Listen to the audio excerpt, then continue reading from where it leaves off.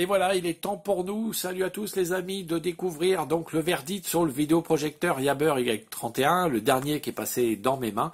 Donc c'est un vidéoprojecteur Full HD.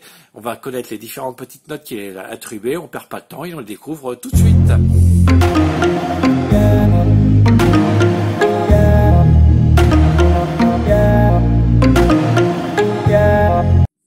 Et comme prévu, et pour terminer donc ce test complet de ce Yabber Y31, ce vidéoprojecteur Full HD, voici donc les différentes petites notes et la révélation de la note globale donc pour ce vidéoprojecteur. On commence par l'image, et l'image, comme vous avez pu le voir, j'étais enthousiaste, j'obtiens un 5 sur 5, car je trouve que la luminosité est correcte, très correcte même, on peut le regarder pas en plein jour, peut-être pas à fond, mais alors un petit peu tamisé, mais franchement il s'en sort bien. Puis la petite fonction est vraiment pratique, ça augmente la luminosité sans toucher à vos réglages, donc je trouve cette fonction pratique.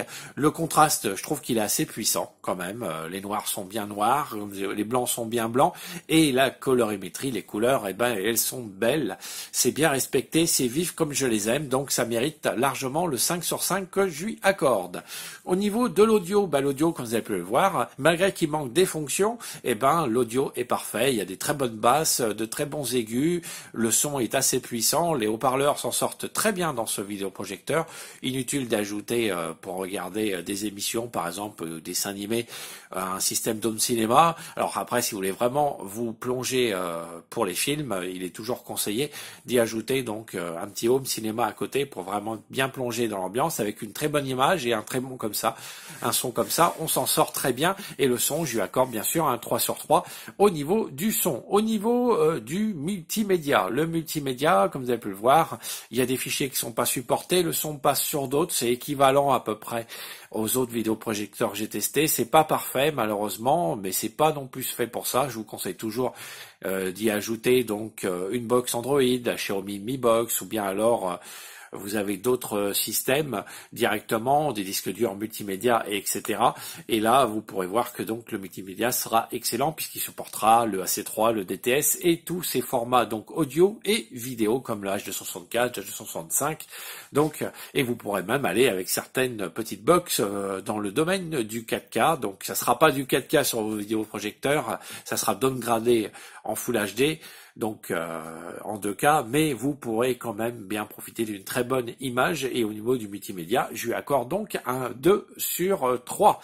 Au niveau des connectiques, rien à dire, vous avez vu, il y a tout, il y a la prise casque, il y a la prise audio, il y a les deux USB, les deux HDMI, on y retrouve aussi la prise VGA, elle est parfaite, la télécommande est bien pratique, donc la connectique, on lui accorde un 3 sur 3, donc sans hésitation. Au niveau maintenant de la consommation. Alors la consommation, là vous avez pu le voir, un petit peu gourmand, 138 watts. Si on le met en luminosité, on va dire élevée, ça passe à 168 watts. C'est comme sur les autres vidéoprojecteurs. Mais bon, c'est pas trop mal quand même au niveau de la consommation. C'est moins que les vidéoprojecteurs à lampe, mais c'est beaucoup plus que les petits DLP, comme celui que j'ai, donc qui fait que 48 à 50 watts. Donc une consommation que je lui accorderais pour être juste vis-à-vis des autres vidéoprojecteurs qu'un petit 1 sur 3. Le rapport qualité-prix, donc le rapport qualité-prix, il était à quel prix ce vidéoprojecteur au moment que je fais cette vidéo?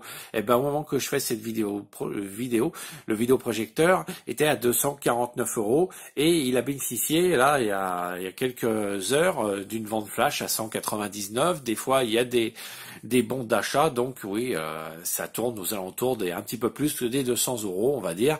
Donc c'est quand même un rapport qualité-prix assez convenable, c'est un petit peu cher, on va dire, donc je vais pas lui accorder la note maximale, et je lui accorde pour le rapport qualité-prix un 2 sur 3. Ce qui, on obtient alors une note totale de 16 sur 20, il s'en sort mieux que le précédent, mais c'est un peu normal puisque les couleurs sont meilleures, le contraste, la lumière aussi. Au niveau du bruit, vous avez vu, c'est quand même assez supportable, hein. C'est calme, ce petit bruit, il faut s'y habituer. mais dès qu'on se plonge dans le film ou dans la série, le son émis par le vidéoprojecteur couvre largement le bruit. Donc est-ce que je vous conseille ce Yabber Y31? Oui, je vous le conseille, comme je vous conseillais bien sûr l'autre Yabber, le Y30, celui que j'ai actuellement en ma possession et qui me convient parfaitement bien. Je le trouve vraiment génial. Alors il y a eu quelques petits commentaires. On m'a demandé donc si je pouvais faire des petits récapitulatifs, des petits tableaux pour savoir où on s'y retrouve dans les différentes vidéos de cette collection. Donc c'est déjà la 12e vidéo de la recherche du meilleur vidéoprojecteur et la 32e vidéo de notre rubrique High Test. Donc c'est sûr qu'on s'y perd un peu.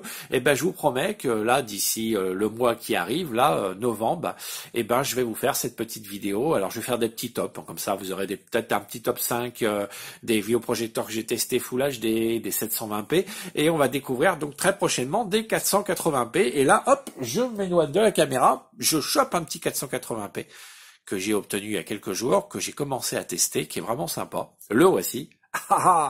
Et il est vraiment petit, hein. Alors c'est le Cube. Et ben celui-là, il fait partie des 480p. Il est à 39 € sur Amazon, celui-ci.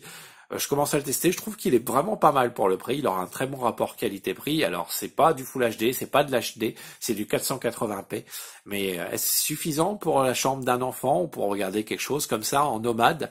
Je pense que oui. Je vous en dis un peu plus très prochainement donc dans le test de ce vidéoprojecteur Cube.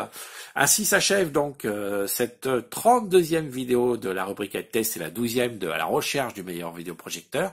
Si cette vidéo vous a plu, eh ben n'hésitez pas à lâcher les petits pouces bleus, comme vous savez, ça me fait plaisir. Vous pouvez me laisser des commentaires, j'essaie de y répondre le plus rapidement possible.